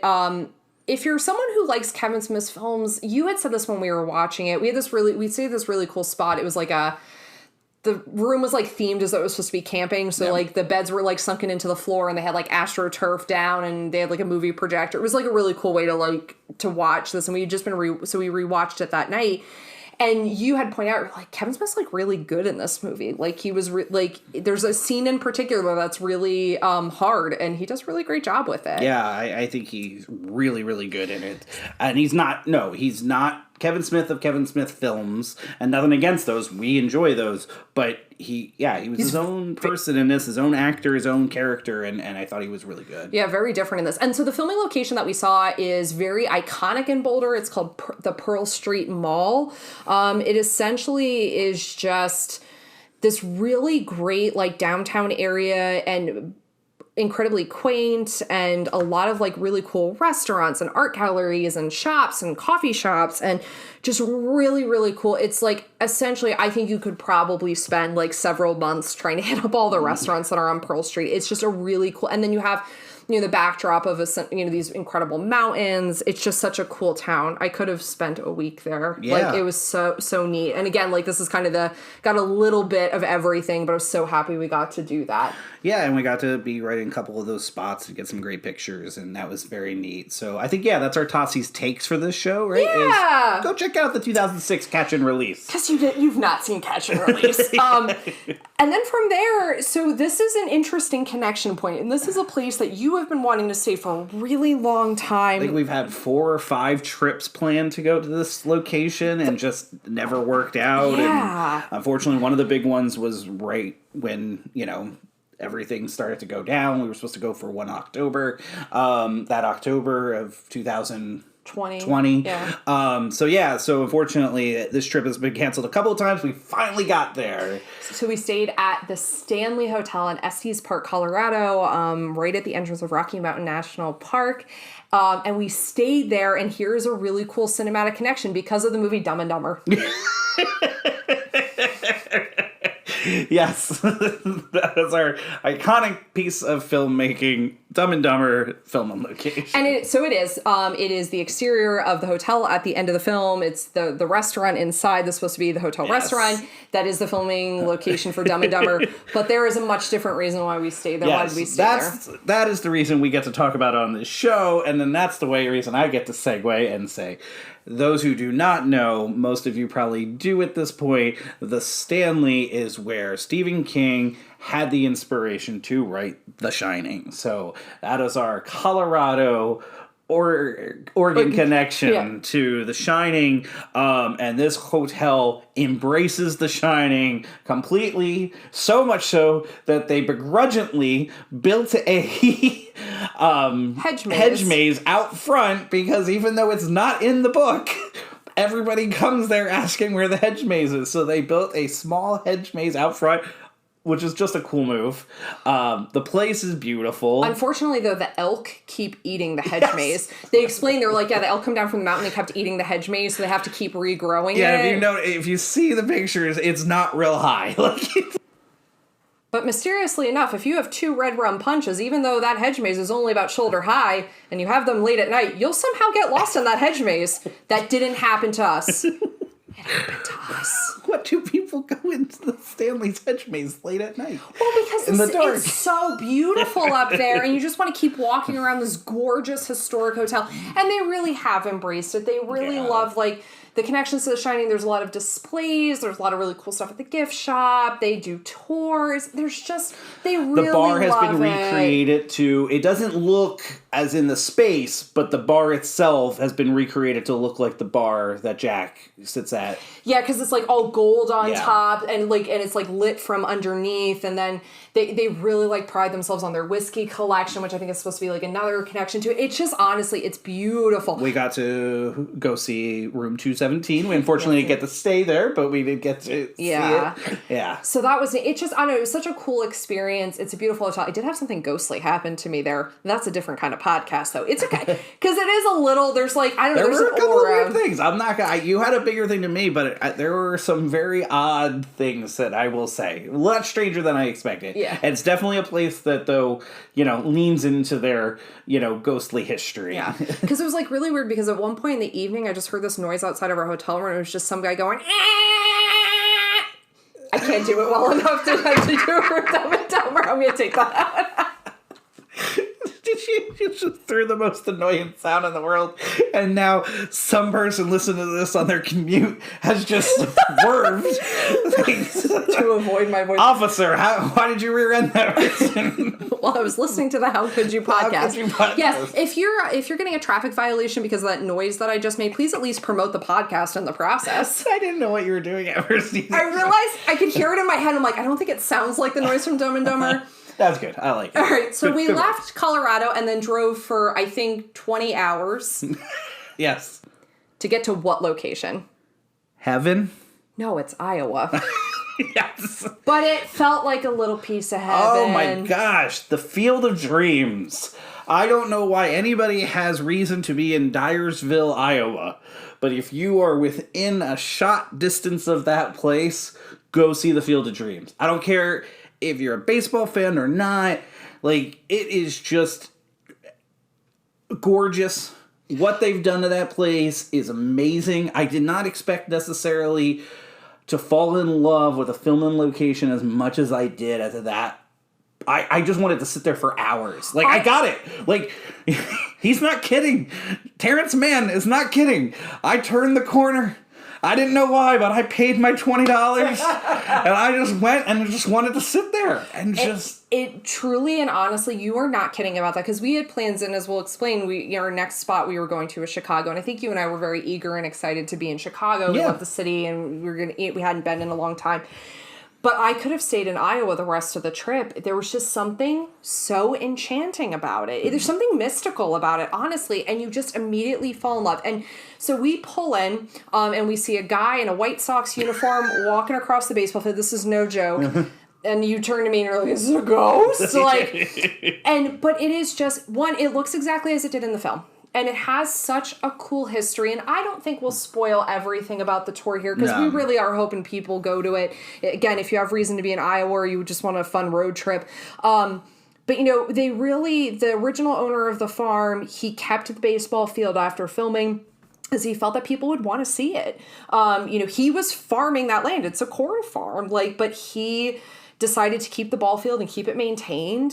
He eventually, I guess would say kind of retired, was looking for someone to take over the property, but wanted to be someone who could understand how special it was. And it ended up being a woman who both of her sons were playing travel league baseball. And she took it over. And it is just, there's so much love in that space. The house, the interior of it was redone to make it look like the film. It's just beautiful. Yeah, I mean, I agree with you. Like, it is just inspiring. And unfortunately, the woman had taken it over. She did pass away not long after taking it over, but her vision is still being realized. They kept it going. Because that was important to the gentleman that sold it, was that, he didn't want the highest bidder. He wanted the right person. And that's what they're doing. They're trying to just, keep this and maintain it. And it is pristine. They take very good care of it. It means a lot to them. It's free to go. They ask for donations, but that's all they're working off of. They don't want it to be something that nobody, you can't go to because you can't afford to it. So it's whatever you can, donate. It's a $20 donation request, yes, like Terrence Mann had said. But it is just remarkable. And then the other aspect of it is the house is still the house. But what they ended up doing was actually recreating the indoor and inside of the house to look identical to what the film was, because it had turned back after they had left. Yes. And then what they ended up doing was painstakingly recreated as much as they possibly could. There are a few things that they admittedly said, but for the most part, it is almost identical to what the film looks like. But there are things in that house that are from the film. Like, so the big bay window that they look out and see the ball players in the field, that was actually put in by the production team. They kept that, obviously. And it's the most beautiful view of the field. Yeah, and I think you'll agree, we highly, highly recommend. The tour does cost a ticket inside the home. Highly recommend it. Yeah, and honestly, if you ask us, like, if you see us and you want to know the story of, like, something special that happened on the tour, I'd be more than happy. I don't want to spoil it in here because it's kind of the special experience of getting in and experiencing that. But if you don't think you'll find yourself in Iowa, I'd be happy to tell that story. Like, it's honestly... It's magic. If you see us at conventions, come up, talk to us. We'll be happy to tell that story.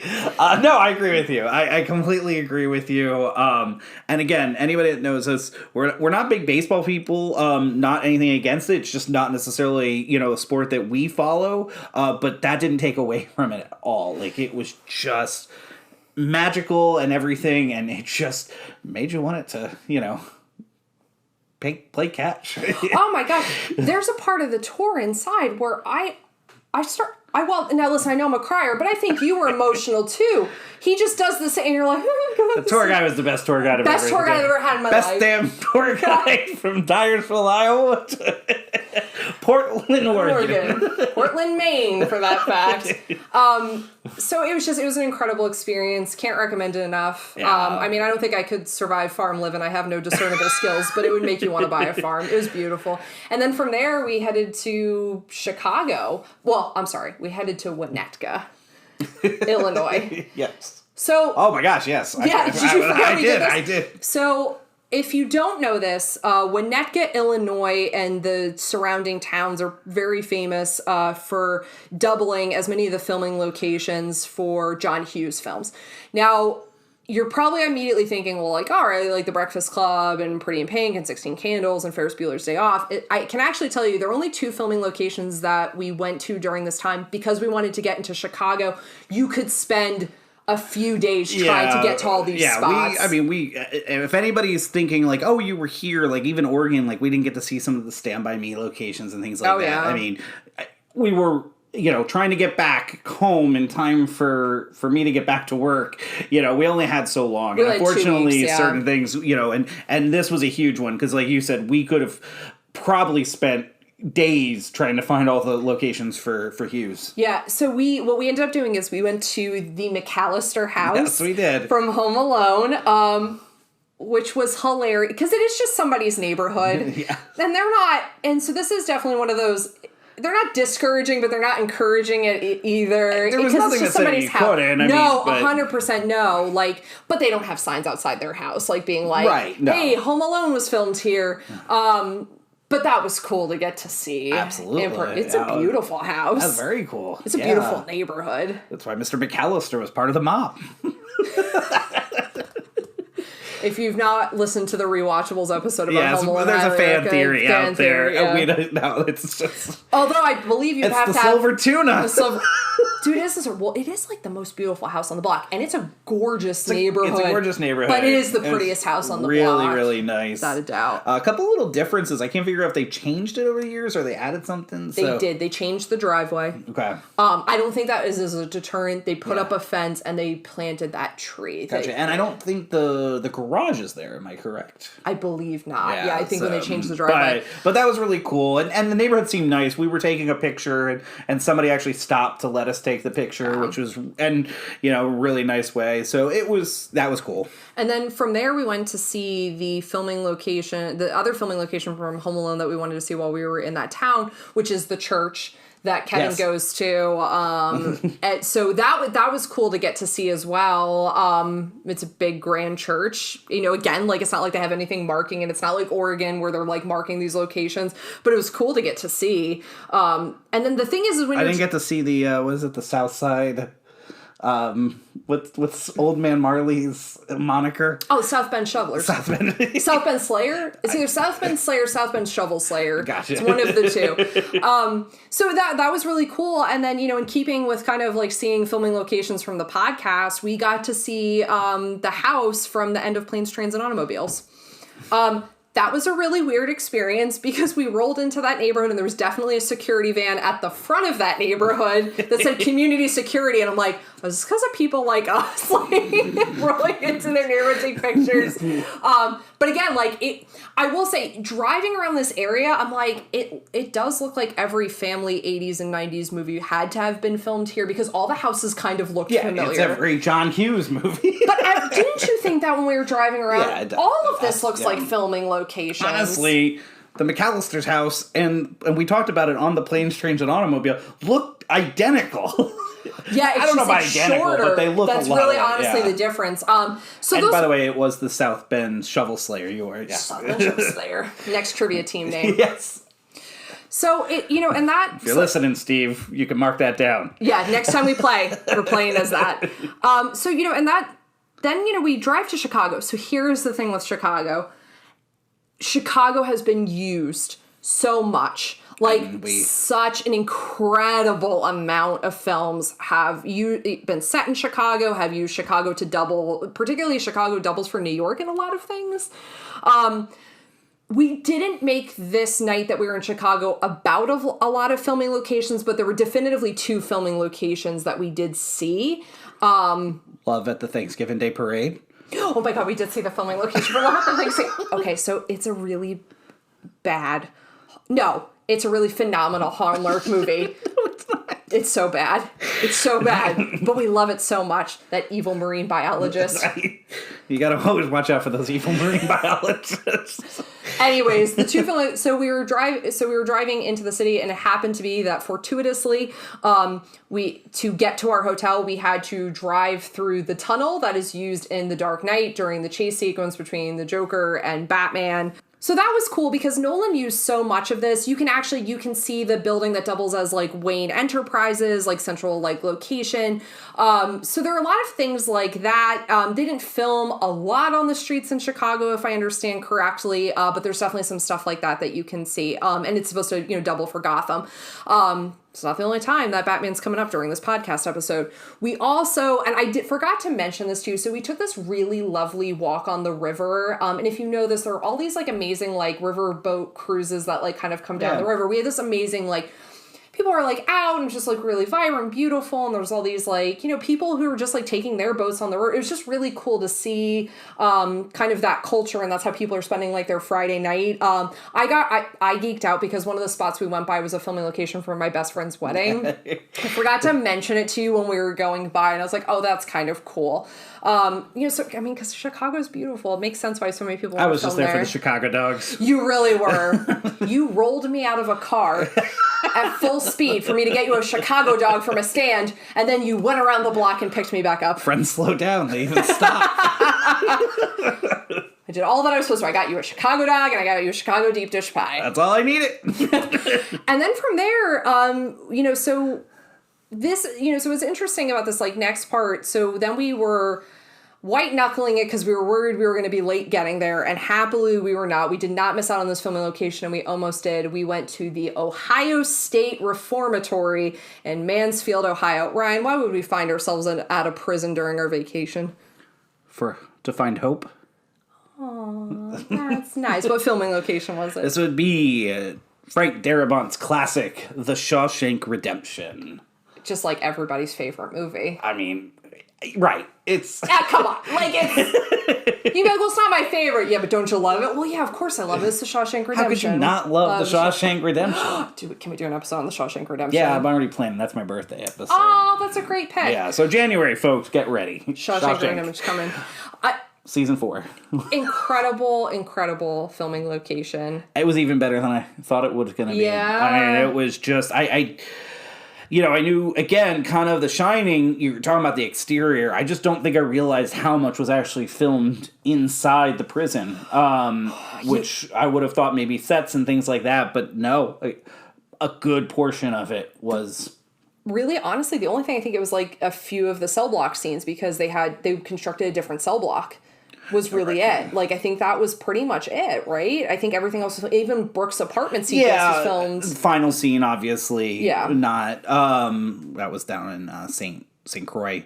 I think they filmed that. Yes, yeah. So, but obvious. I mean, that one's obvious. But yeah, like you said, Brooks and eventually Red's apartment was actually filmed inside there, which blew my mind. And they kept the set. Yeah, just a really cool location, and also those for people that like it, old prisons like I love, and I know you do too, Eastern State Penitentiary down in Philly, which is close for us, but just the prison alone, just seeing that, listen, it's a dark history, obviously, but, sure. From a structural standpoint, these places are really interesting to see, and that alone I would have went to see it, but then to see these filming locations on top of it, and it's strange because you get one half of the building which is still these really well put together and still maintained filming locations from the movie that look identical, that they've recreated to look identical, and then you get to other parts of the prison that look like this prison hasn't been touched in years. The warden's office. Decades. Yeah, the warden's office. They have a lot of the original props. They have Red's hat. Yeah, they have the original carving for the Brooks was here, so it was Red. There's so many things that they have that are original. And it's just incredible. They actually have what was used for him to crawl through the pipe. They have the pipe. You can see the pipe. Yes. It's very cool. Yeah. It's small. Right. It's actually kind of terrifying that they put an actor inside of that. It's a cool experience. It's a really interesting experience. Weirdest part about it, I'll say, I kept being upset that we couldn't see the yard, and we couldn't go take pictures. Yeah. And the reason we couldn't is because the yard is actually backed up to an actual still active prison, and because you can't be taking pictures back there. And there's a couple parts of the tour where you're near windows, and there are just signs that are like, absolutely no pictures can be taken because of, obviously, for security purposes. But that was very odd to have a prison next to Shawshank. Yes. I mean, perfect, but also weird. Yeah, very very odd. And also, too, what's really cool is, like, sometimes when you're in these situations and you're looking at filming locations, you find out these, like, little factoids. You find out really interesting things. It's not the only film that was filmed at the Ohio State Reformatory. Oh. Air Force One was also filmed at the Ohio State Reformatory. So the prison sequences from Air Force One, I think they're supposed to double as somewhere in Russia, if memory serves me correctly, are also used. Folks, again, let me explain. If you ever wonder, wow, these two just keep talking, and how do they talk an hour and a half, 2 hours about these things?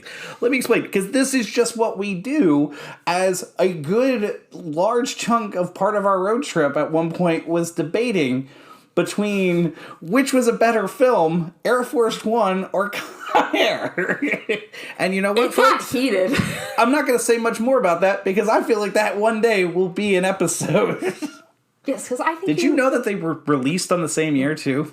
I did not know I didn't know that either. I did not know and I went, that. wow, this is a really good debate. All right, that is going to be an episode at some point because it was. And there's probably a good portion of you out there just going, neither are good movies. And also, why were you talking about that? I don't remember how it came up. I don't know. It just so organically, we're driving through Ohio. Why wouldn't we be talking about Con Air and Air Force One? I like to think about Nicolas Cage every state that I pass through. And I like to think about Harrison Ford. My thing's more legitimate. Get off my plane. Get away from the bunny. If you give a mouse a cookie, he'll want a glass of milk. All right, that episode's happening at some point. So from Ohio... I just wanted to give a whole lot of Cyrus the Virus quotes. Air Force One is better. Anyways, so after we got through Ohio, we re-entered the great state of Pennsylvania, and I got to go to a city I've never been to in Pennsylvania. I'd never been to Pittsburgh. Pittsburgh, PA. Yeah, I'd never been to Pittsburgh. So we saw 3 filming locations in Pittsburgh, the city. Well, The Dark Knight Rises was used. It used exterior things from Pittsburgh throughout the film, like the kind of bridges. Actually, it's a combination of that, and actually there was like some of those aerial shots or some bridges in Manhattan too. Yeah, I mean there was a bunch filmed because I think Heinz Field was used. Yeah, so I think there was a bunch. So it's interesting, like it's an interesting mark of like periods of architecture where a lot of places can double as Gotham City. So we got to see some stuff from that. We were really excited. We saw from the end of the movie Dogma, the church.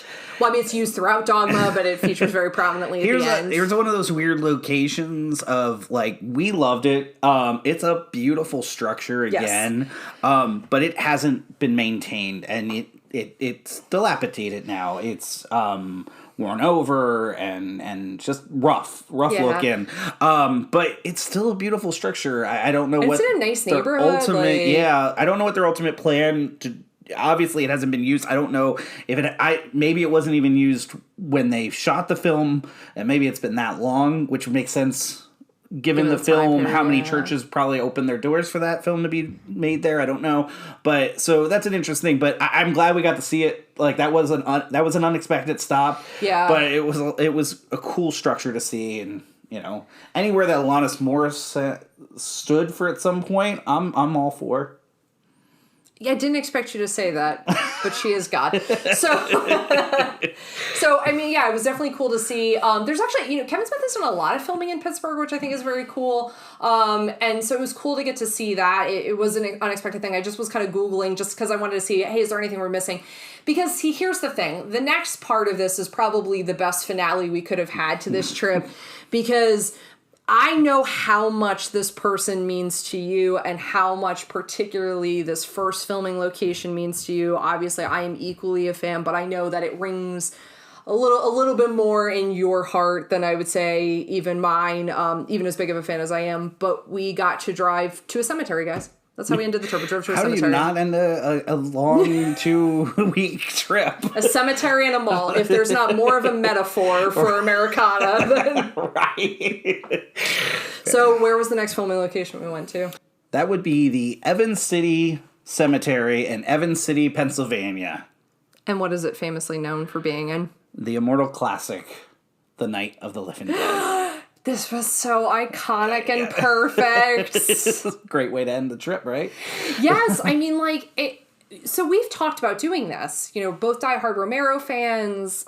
We've talked about, like, oh, we need to get out there. And then we're plotting the trip. It's like, well, how else do you add, like, Pennsylvania's own George A. Romero and see where it all started? Like, stand in the spot where his career began. Yeah. I could sit. I'm going to try to not take another 20 minutes on this film, but this movie just means the world to me. It is the classic all-time horror movie, scary movie, whatever you want to call it. We watch it every Halloween. My parents introduced it to me as a kid. I could still hear my dad saying, "They're coming to get you, Barbara," or as he always changed it, "They're coming to get you, Marcia."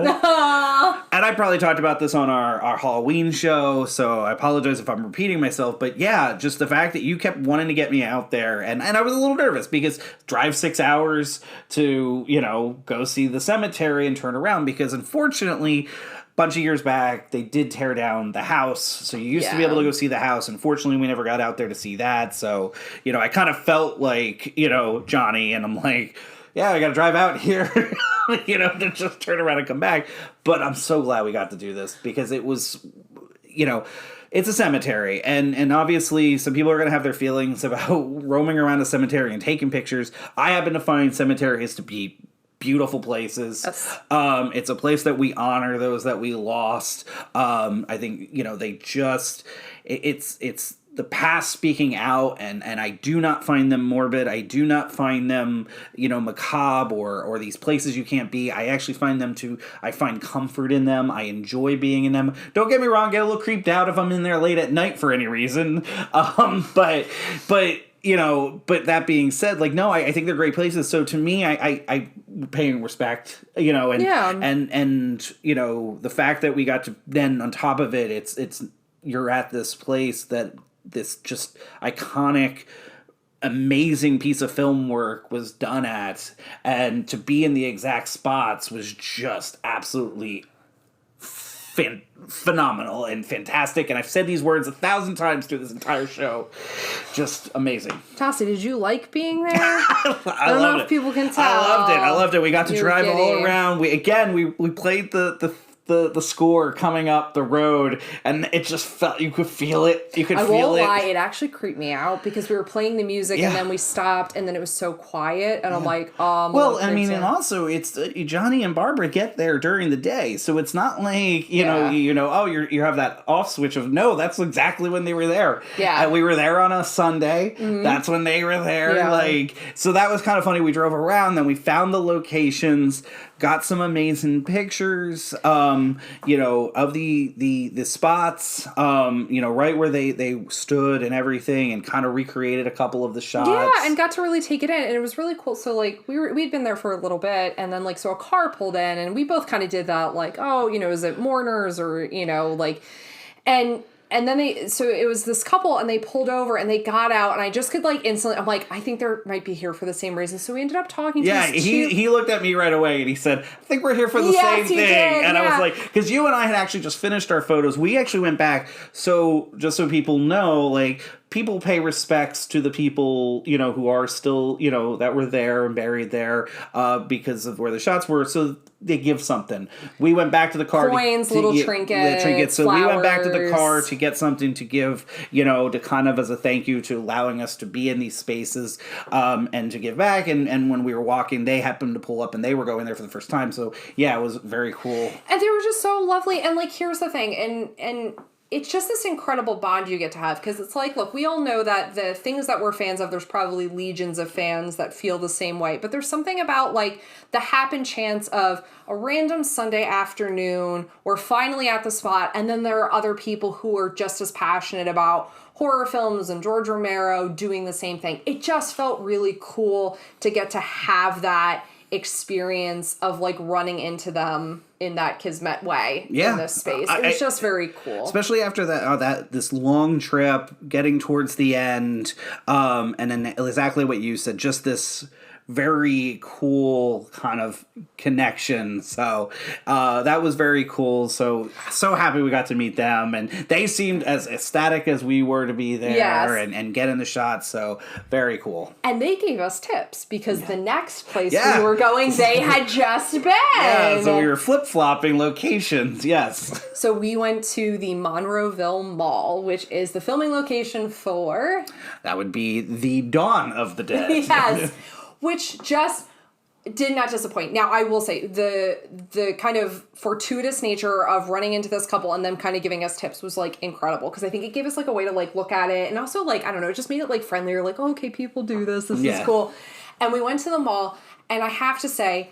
So I was taking your picture in front of the mall, and there happened to be, like, a gentleman in, like, a security guard uniform standing right at the entrance. And it just kind of looked cool because it's, like, Dawn of the Dead. It looked like there was just this guy standing in the background. Ended up being the friendliest gent. Definitely spotted what we were doing. Yeah, absolutely. And, like, we watched it, he's like, so you guys are Dawn of the Dead fans. And it just, I don't know, it's just like... I don't even think, we think he even did it cooler. He was just like, so you're Dawn fans? Yes, he did! That's right! Because it was just like, oh, he's not even saying of the, he's saying Dawn fans. And we didn't go like, well, we're more Night fans, but we love Dawn, but like, it was such like a cool thing. And then like, so the mall obviously looks very different. Well, yeah. But also in some ways, no, because it's a mall. I mean, it does, because obviously they've expanded on it and everything. But yeah, I'm with you. It's just neat. It's a big working mall. So And they do have, so they have a museum inside. They have a bust for George Romero. They have, like, an entranceway where there's, like, some photographs of George Romero when it was being filmed there. Like, they do embrace it, which is very, very cool. Yeah, like, to very get to cool. see. Like, so you can still see the escalator and, like... Yeah, and then the security guard, he just kept popping up as we were there and giving us more tips as we, as much as he could, so... Yeah, which was, I just thought, very sweet of him to, like, recognize that we were excited. And I just, like, people who are kind like that just, that makes the experience. Like, again, like, running into people at the cemetery, it's just like, I don't know, there's just something about that. You feel this kinship then. It was very cool. And a very cool way to end the trip. Yeah, I mean, I highly recommend, if you're a Romero fan, You have to go visit these locations. It's worth the trip out. It just means a lot to my heart. Like, it was a cool way to end it. I agree with you. Yeah. So I have to ask, that's it. That's the trip. From there, we made it home safely. Had all these memories. What was your favorite Filming location? filming location? Point Break. That's awesome. Yeah, I was just really excited, and it was Yeah. so beautiful. And I think we've been anticipating the Goonies stuff a lot, and I love. It's hard to pick, because there's so many that were so special. But I don't know. There's just something about Point Break. It just spoke to me, and it was such a beautiful place. You looked at peace. Yeah, you looked happy. Did I have like Bodhi peace you levels? did, yes. You were ready to start a surfing cult. How about you? Same question. Oh, dang. I can't argue. Evans City Cemetery. Yeah. I could talk all day about Shawshank. I could talk all day about Field of Dreams. And there was something really special about the Stanley. And Mikey's house was a huge surprise. But at the end of the day, it's the Romero classic. It's Night of the Living Dead. We watch it literally every year. Yeah. It is just... It was cool to be there. I can't. And I just didn't expect to feel it as much as I did there.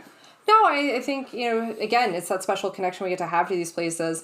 And here's the thing, everyone. If you are not already following us on Instagram at How Could You Podcast or on Twitter at How Could You Pod, over the next few weeks, I am going to be spamming your feeds with tons of photos from our trip. So we are going to post all of the photos, starting with our adventures up at Camp Crystal Lake, all the way through our adventures at the Monroeville Mall. You are going to get to see it all, see all of our photos, including that Twilight photo of Ryan acting like a werewolf. All right. So this is How Could You Podcast, how we spent our summer vacation. Thank you so much for listening and tuning in, and we'll be back soon with season 3. And, a huge thank you to all you guys for listening, because doing this show, really inspired us to do this trip. And this trip was once in a lifetime, and we'll always remember it. And the whole reason we do this trip is because you guys keep listening, and it means the world to us. So thank you for that. Everyone, please have a fun and safe rest of your summer. We'll be back soon for the start of season 3. And until next time, enjoy the Odyssey.